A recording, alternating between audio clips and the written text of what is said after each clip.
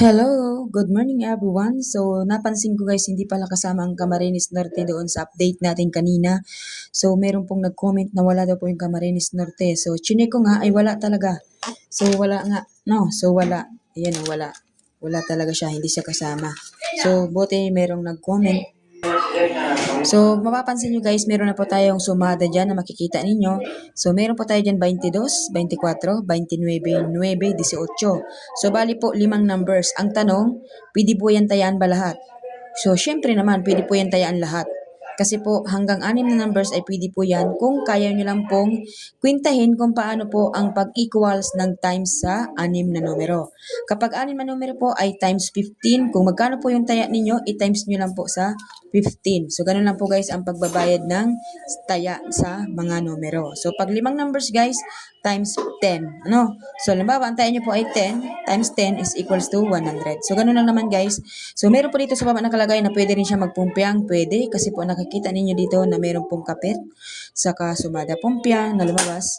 So, maaari po siyang magpumpiang na. Ano? So, pwede rin naman hindi. So, meron tayo dyan guys, 22, 24, 29, 9, 18. So, yung 22 guys, sumada po yan dito sa 4.13. So, yung 4.13 hinulog, no? Tapos yung 24, matagal na po siyang puro, hindi lang pinapalabas.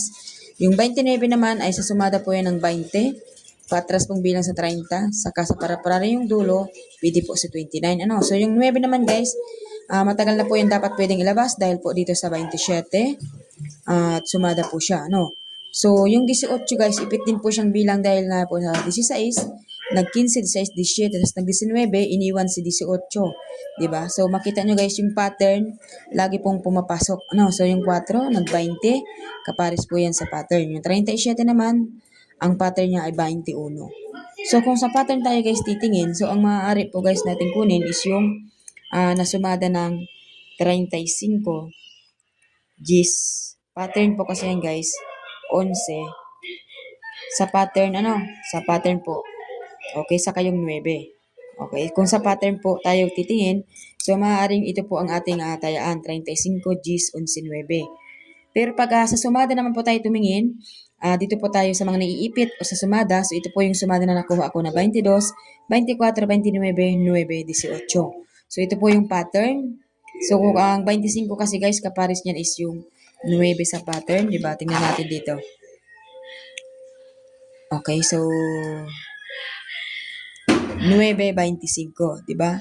So 25.4, di ba? So kitang-kita mo nalalabas yung 9 sa pattern, di ba? Kasi po nag 4.25 magkapara sa pattern, tapos nag 4. So ibig sabihin yung 9 ang hindi pa lumalabas, so malaki po siyang chance. Di ba? So dito naman po guys sa ayan o, so 26 ang kapares niya ay 5, tsaka yung G's. Ayan o, G's 26. So, pwede rin po si G's. So, yung 35 kasi guys, kapara siya ng 14. Tsaka ditong 19 dahil nag-3. Tapos, dito, 19, 35. So, dalawang basis guys dito nag-19. Ayan, so malaking chance po yung 35, di ba? So, nandito sa pattern po yan. Tapos yung G's, kapalis po yan ng 26, yung G sa pattern.